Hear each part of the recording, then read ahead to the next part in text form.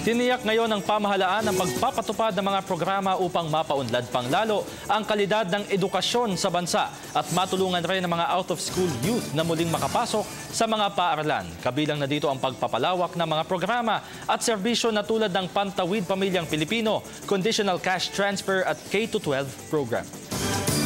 Higit pang pinag-iibayan ng pamahalaan ng pagpapalakas at pagpapalawak ng mga programa at serbisyong panlipunan tulad ng Pantawid Pamilyang Pilipino Program, Conditional Cash Transfer, yung K-12 program upang mapanatili sa mga paaralan ang mga mag-aaral at maibsan ang bilang ng out-of-school children sa bansa, lalo na sa hanay ng mga mahihirap na pamilya.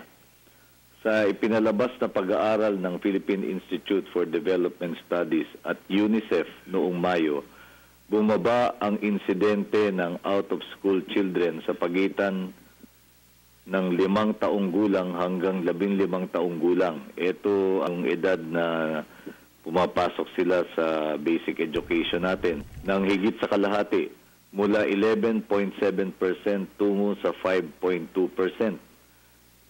Dagdag pa rito, ang antas ng pre-primary students ay tumaas mula 35% tungo sa 48%.